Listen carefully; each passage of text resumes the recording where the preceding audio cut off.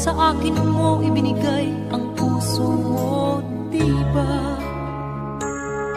Ba't ngayon mayroong umaangkin? Mas nauna raw siya sa akin. Nangako ka na ako lang ang iyong mamahalin. Ngayon pa lang ay dapat liwanagin mo na ang lahat.